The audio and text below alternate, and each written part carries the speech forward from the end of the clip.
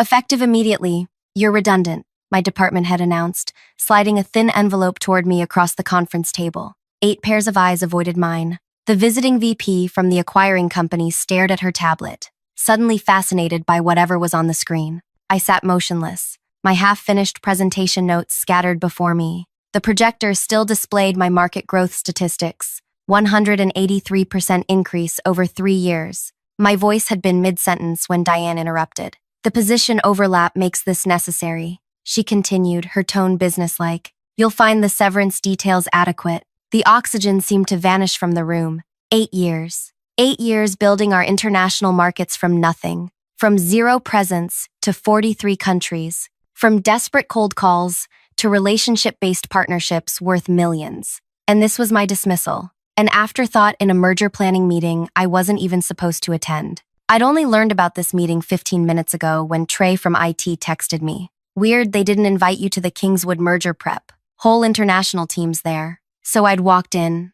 apologized for being late, and begun presenting the quarterly numbers. No one had stopped me, until now. I don't understand, I said, my voice steadier than I felt. My division exceeded targets by 27% last quarter alone. Diane smiled thinly. It's not about performance. Kingswood already has a robust international division. We can't justify duplicate roles. I noticed her choice of words. Not, we can't justify your role. Just, duplicate roles. As if I were interchangeable. A redundancy, not the architect of everything they were acquiring. I stood up calmly and said, interesting. Then I pulled out my phone. For 3 years, I'd been systematically erased from my own achievements. My name disappeared from proposals I'd written. My strategies became team initiatives. When industry awards came, my contributions vanished from submissions. When major clients visited, I'd suddenly find myself assigned to urgent matters elsewhere. I dialed the first number. It's happening, I said simply, then hung up. Diane gestured impatiently. Clear out your desk, bye.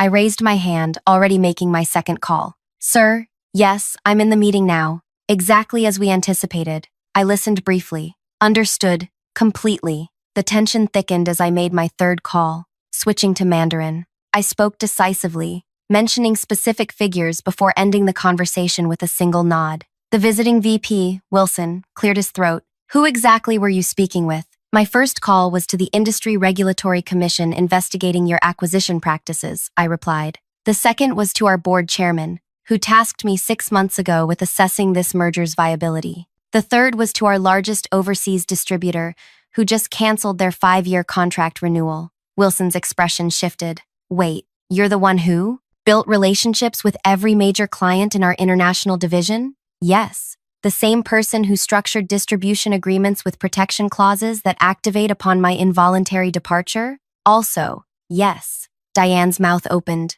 but nothing came out. Those clients don't trust corporate structures, I continued. They trust me. Those clauses were their requirement for signing. This situation can be salvaged, Wilson insisted, exchanging glances with his team. It could have been, I agreed. Before this ambush, I planned to support this merger. I had arranged discussions with reluctant partners to address their concerns. I gathered my belongings. Those discussions are now canceled. I walked out, back straight, eyes forward. Only when the elevator doors closed did I allow myself to shake. Hey guys, if you're enjoying this wild ride so far, take a second to hit that like button and subscribe. Trust me, you don't want to miss what happens next. Drop a comment telling me what you think Diane deserves after that cold-blooded move. Now, let's get back to how this all unfolded. My name is Naima Joshi, and until 20 minutes ago, I was the Senior International Markets Director at Blue Lake Technologies. I wasn't always this calm under pressure. Growing up as the quietest of 4 siblings in a tiny apartment, I learned to speak only when I had something valuable to say. This made me an excellent listener, a skill that would later build me an empire of international clients who felt truly heard. I joined Blue Lake 8 years ago when they were struggling to expand beyond domestic markets. I was 27, armed with fluency in 4 languages, and a network of connections from my previous job at a trade commission. I didn't have the fancy MBA that most of my colleagues flaunted, but I understood something they didn't. International business runs on relationships, not just numbers. My first year, I worked 80-hour weeks, making calls at odd hours to accommodate time zones. I ate lunch at my desk while researching cultural protocols, I tracked down potential partners through industry forums, alumni networks, and trade shows. Sometimes I'd get one meeting after months of persistence, but I never wasted an opportunity. Diane joined Blue Lake 6 years ago, hired directly as head of global strategy despite having zero international experience. The rumor was she'd impressed our CEO, Gregory, with her aggressive acquisition strategy at her previous company. From our first meeting, she made it clear she viewed me as a tactical executor, not a strategic partner. "You handle the details, Naima," she'd say. "I'll worry about the big picture." But the details I handled included negotiating our first major distribution deal in Singapore, creating our localization strategy for the Middle Eastern market, and personally convincing the notoriously difficult Taiwanese manufacturing giant TYL to choose us over our competitors. For 3 years, I accepted my role in the shadows. I told myself I was being a team player, that results mattered more than recognition, that Diane's political maneuvering was just corporate reality. Everything changed during the Beijing conference. I'd spent months arranging meetings with 5 potential Chinese partners, companies that typically refuse to even consider Western vendors. After 2 days of negotiations, we secured preliminary agreements with all 5.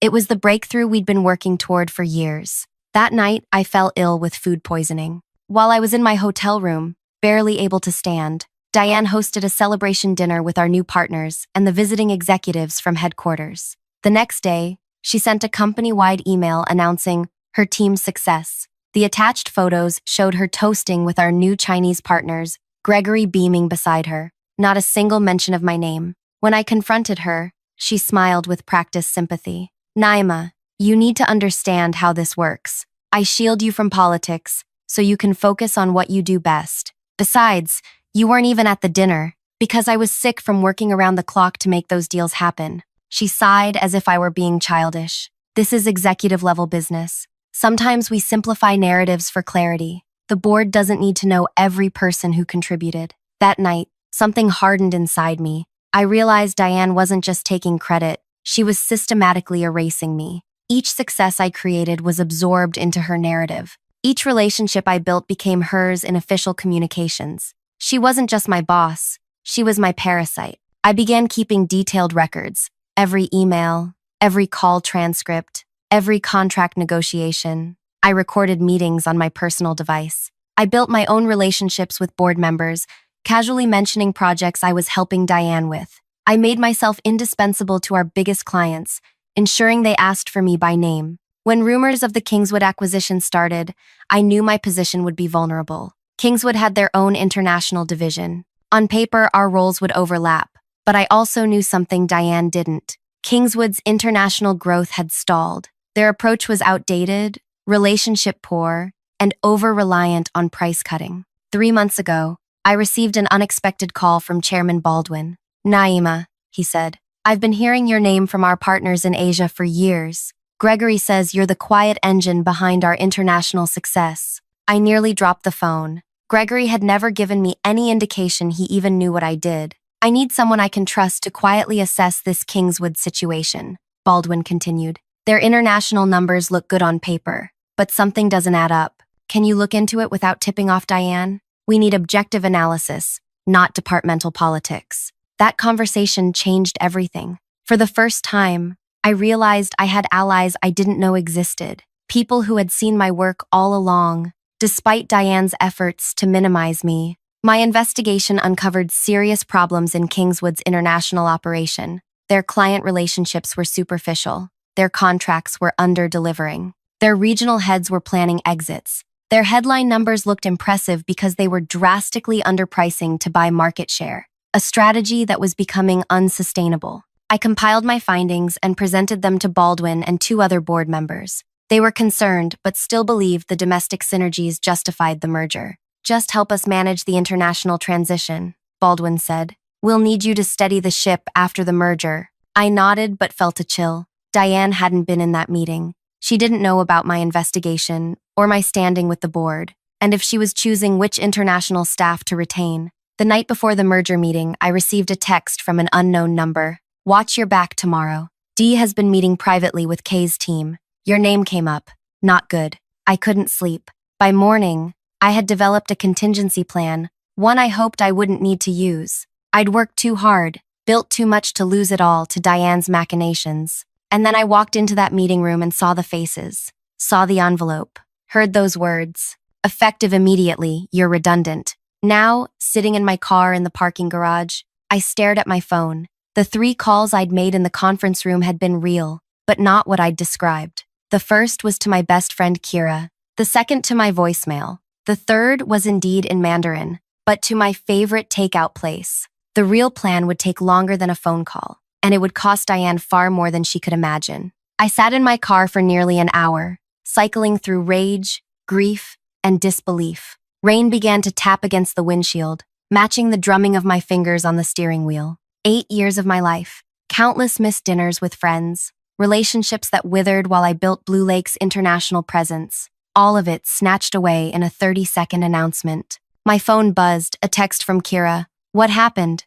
I'll explain later, I replied. Need legal advice. Your cousin's still practicing employment law? I started the car and drove, not toward home, but to a small cafe 20 minutes away. I needed neutral ground to think clearly. As I waited for my tea, I drafted an email to Baldwin, factual and unemotional. Chairman Baldwin, I regret to inform you that I've been terminated effective immediately. Given our recent discussions about my role post-merger, I wanted to make you aware directly. I remain committed to the company's success and am available to discuss this unexpected development. Respectfully, Naima Joshi. Before I could second-guess myself, I hit send. 10 minutes later, my phone rang. Private number. Naima, it's Baldwin. Where are you right now? I told him. Stay there, I'm 20 minutes away. While waiting, I received messages from 3 colleagues who'd been in the meeting room. Each expressed shock and confusion. Trey from IT wrote, everyone's talking. Nobody understands what just happened.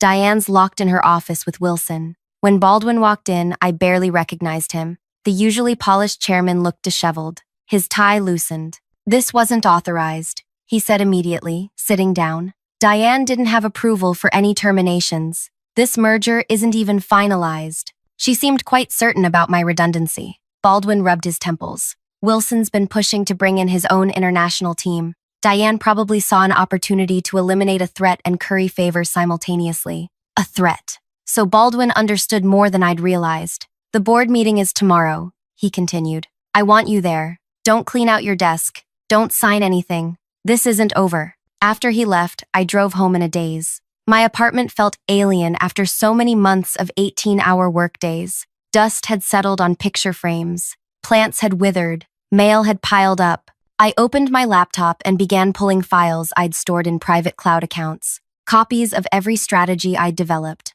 every contract I'd negotiated, every email chain that proved my contributions. 3 years of methodical documentation. My phone buzzed again. Unknown number. Is this Naima Joshi? A woman's voice, crisp and professional. Yes, who's calling? Samantha Reyes, Kingswood's VP of Talent Integration. I heard about today's incident. Wilson asked me to reach out. We're very interested in speaking with you directly. Interesting. So, Wilson was already distancing himself from Diane's decision. I appreciate the call, Miss Reyes, but I'll need to understand exactly what happened today before considering any conversations. Of course. To be clear, Kingswood never endorsed individual terminations at this stage. We're evaluating all talent. Your international growth numbers are exceptional. I thanked her politely and ended the call, then immediately received a text from a Blue Lake number I didn't recognize. This is Gregory's assistant. He requests a private meeting tomorrow morning, 7 a.m. at the Riverside Cafe.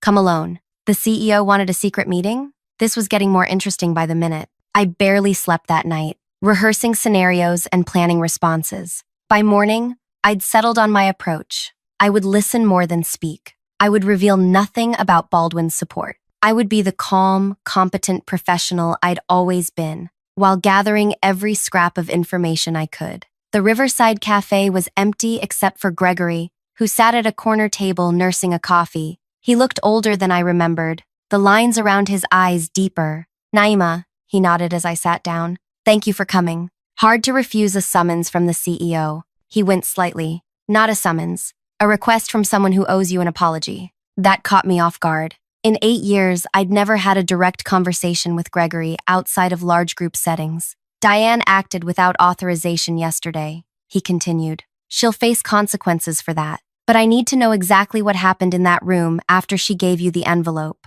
Wilson called me immediately afterward, extremely agitated about phone calls you made. I kept my face neutral. I was shocked and upset. I called a friend, left myself a reminder voicemail, and ordered lunch. People do strange things when blindsided. But you implied those calls were to regulatory authorities and clients. Wilson thinks you were bluffing, but he's worried enough that he's demanding we delay the board vote. I took a slow sip of water. Interesting that he believed me so easily. Gregory's eyes narrowed. Were you bluffing? I leaned forward. Gregory, for 8 years, I've built relationships across 43 countries. I've created distribution networks from nothing. I've negotiated contracts that protected Blue Lake's interests while making partners feel valued. And in all that time, you and I have never had a real conversation about my work. So forgive me if I'm not eager to reveal my hand now. He nodded slowly. Fair enough. I underestimated you. Many of us did. That's becoming very clear. He pushed a folder across the table.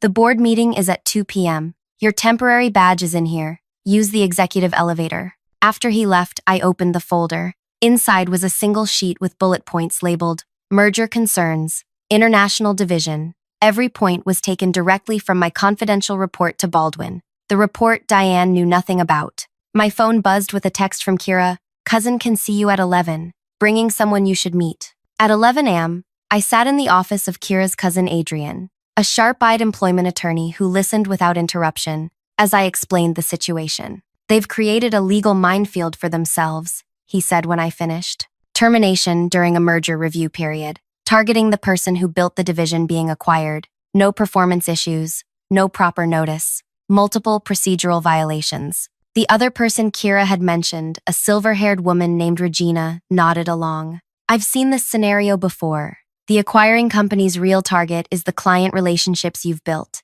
They want those assets without the person who created them.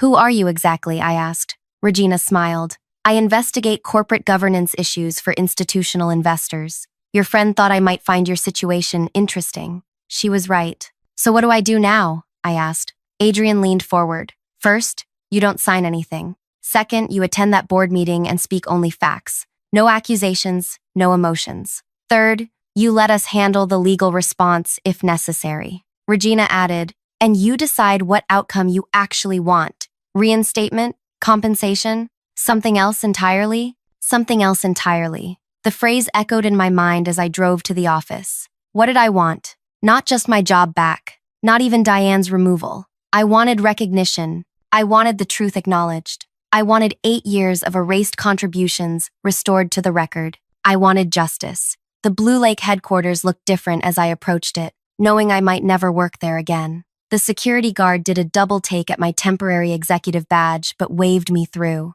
In the elevator, I checked my phone one last time. 3 new messages. From Baldwin. Boardroom changed to 10th floor. Diane and Wilson already here. Stay calm. From Trey. System showing your access revoked, then reinstated with exec privileges. What's happening? From an unknown number. This is Martin from TYL Taiwan. Heard rumors about changes at Blue Lake. Our contract renewal depends on your involvement. Call me. Martin's message was exactly the leverage I might need. TYL was our biggest manufacturing partner. Their contract renewal represented nearly 30% of our international revenue. As the elevator doors opened on the 10th floor, I took a deep breath and squared my shoulders. Through the glass walls of the conference room, I could see a tense gathering, board members on one side, Diane and the Kingswood team on the other. Baldwin stood at the head of the table, mid-sentence. The room fell silent as I entered. Diane's face froze in shock, then twisted with anger. She leaned to whisper something to Wilson,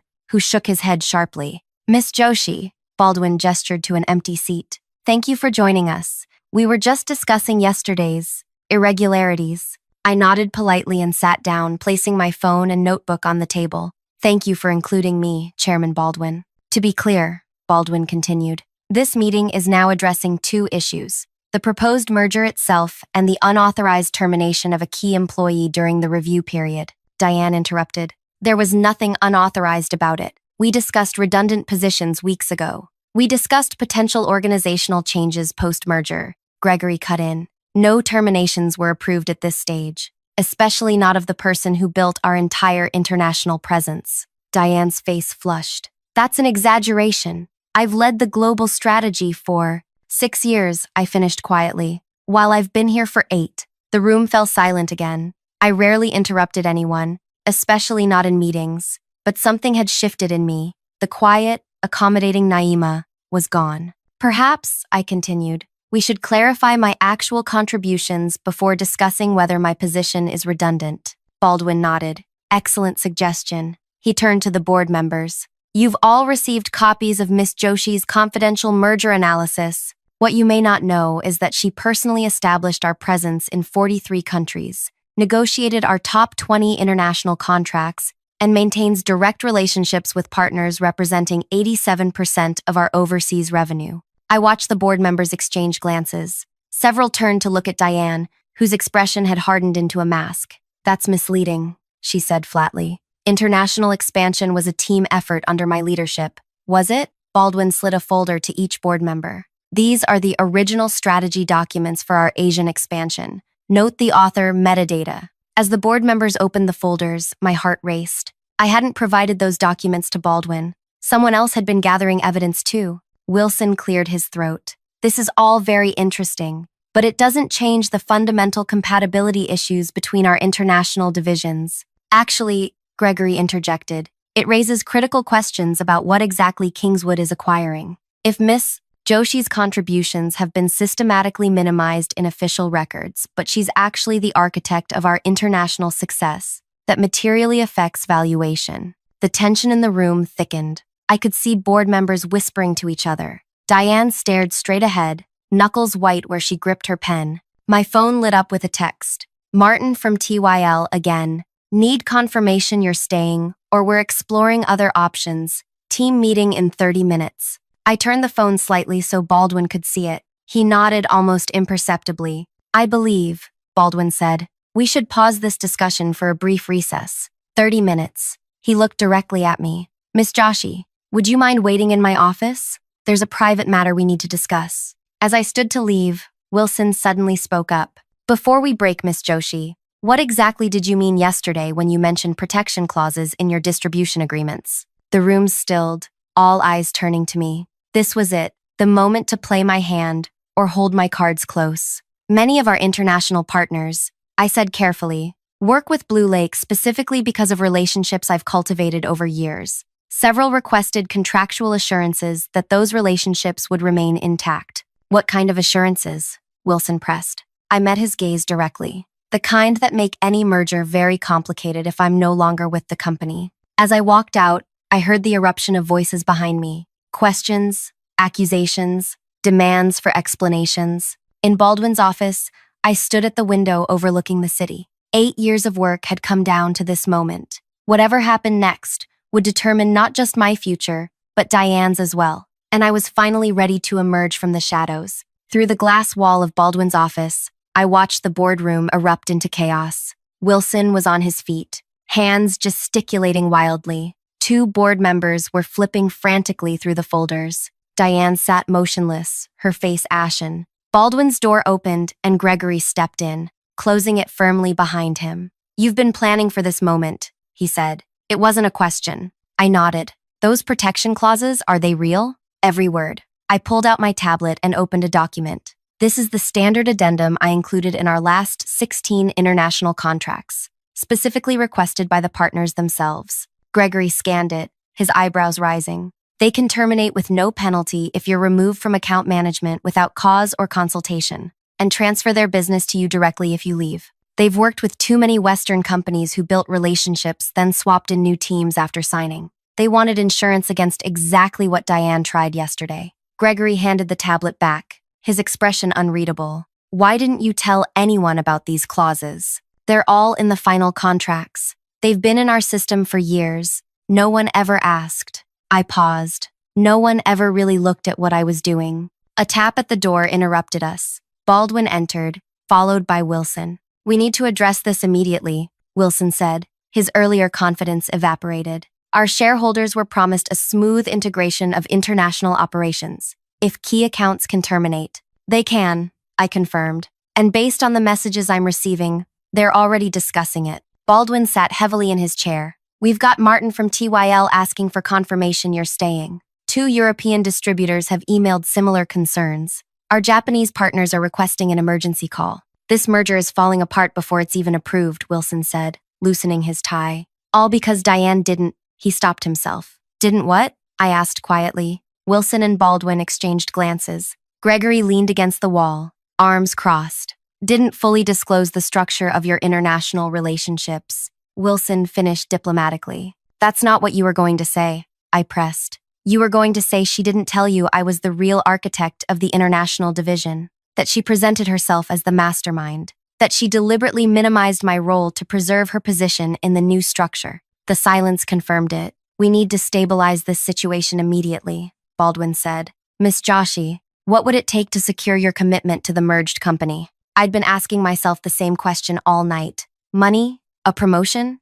Diane's removal? None of those answered the deeper injustice of years being erased from my own narrative. I need 3 things, I said finally. First, complete autonomy over international operations post-merger. Second, public acknowledgement of my role building Blue Lake's global presence. Third, I paused. I want a full review of how credit for my work was systematically misattributed for years. The first 2 are easy, Wilson said quickly. The third is complicated. Not really, Gregory interjected. It's a question of corporate integrity. Either we're committed to it or we're not. Baldwin nodded slowly. We'll take your terms to the board. Can you reassure our partners in the meantime? I can tell them I'm in discussions about my role, I said. That's all I can honestly say right now. They accepted this and left, leaving me alone in Baldwin's office. Through the glass, I could see Diane still sitting in the boardroom, now isolated at one end of the table. Our eyes met briefly before she looked away. For 3 years, I'd fantasized about this moment, Diane exposed, her deceptions laid bare, but the reality felt hollow. I hadn't wanted destruction. I'd wanted recognition. My phone buzzed with a text from Trey. Diane just got called into Gregory's office. Security standing by. Something big happening. Minutes later, Baldwin returned. The board has unanimously accepted your conditions. They're drawing up an offer letter now, with the title, Executive Vice President of Global Operations. We'd like you to address the international partners immediately. And Diane? Baldwin's expression hardened. She's being placed on administrative leave pending an investigation. Her misleading representations about your department have potentially cost us millions in merger value. I see. The words felt inadequate against the magnitude of the moment. There's a press release going out tomorrow clarifying your role in building our international presence. Gregory insisted on it. It was happening so fast. After years of invisibility, I was suddenly the center of attention. The whiplash was disorienting. I need a few minutes, I said. Baldwin nodded understanding. Use my office as long as you need. The board reconvenes in an hour.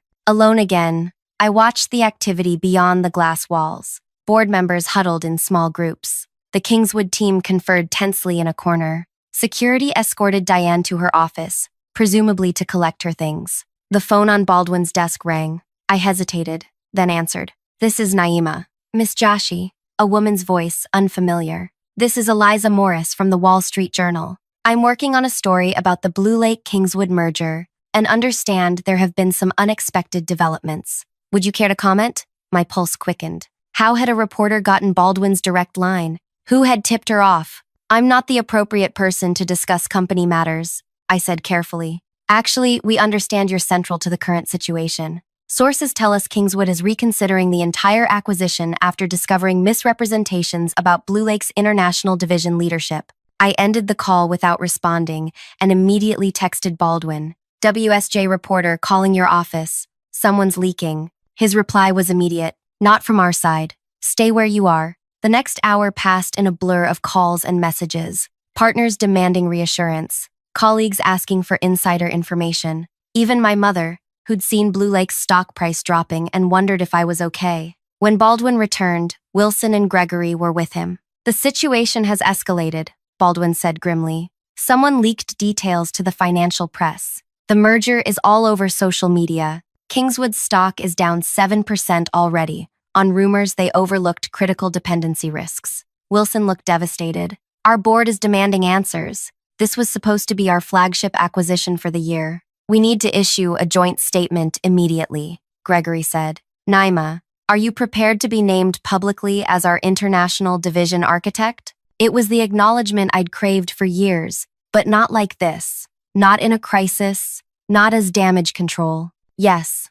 I said finally, but I won't disparage Diane publicly. The facts can speak for themselves. They nodded agreement, and we spent the next hour crafting statements for the press, for our partners, for employees. Throughout it all, I maintained a professional demeanor, even as my emotions roiled beneath the surface. The board reconvened as scheduled. I presented a stabilization plan for our international relationships. Everyone treated me with newfound deference, the same people who'd barely acknowledged me for years. As the meeting concluded, a security officer appeared at the door. Mr. Baldwin? We have a situation with Miss Liang. She's refusing to leave the building. Baldwin sighed heavily. I'll handle this. Actually, I said standing, I'd like to speak with her. Baldwin looked surprised but nodded his permission. I found Diane in her office, surrounded by half-packed boxes. When she saw me, her expression hardened. Come to gloat? She asked bitterly. No, I closed the door behind me. I came to understand. Understand what? How you destroyed everything I built. That's exactly what I want to understand, I said quietly. When did you start believing my work was yours? She laughed humorlessly. Is that what you think happened? That I stole your precious ideas? She shook her head. You never understood how this works. Ideas without influence are worthless. Strategies without sponsorship go nowhere. So you were doing me a favor by taking credit? I was doing what executives do, packaging initiatives for senior approval. You think Gregory or the board wanted to hear from a junior manager with no MBA? I gave your work legitimacy. The delusion in her reasoning was staggering. And the systematic erasure of my name from documents, the diverting me from client meetings, that was for my benefit too? Something flickered in her eyes, the first hint of doubt in her righteousness. You built a narrative where you were the hero of Blue Lake's international expansion, I continued. A narrative that required my invisibility, and you maintained it so thoroughly that you believed it yourself. It doesn't matter what I believed, she said, deflating slightly. The board has made their choice. You win. This was never about winning, I said. It was about truth. As I turned to leave, she called after me. The protection clauses. They were brilliant. When did you realize you might need them? I paused at the door. The day you took full credit for the Beijing deals. The day I realized no amount of loyalty or hard work would ever make you acknowledge me. And you waited 3 years to use them? I never wanted to use them at all. You forced my hand yesterday. Her eyes widened with sudden understanding. You had this leverage for 3 years and never used it? You could have exposed me any time. True revenge isn't about destruction, I said.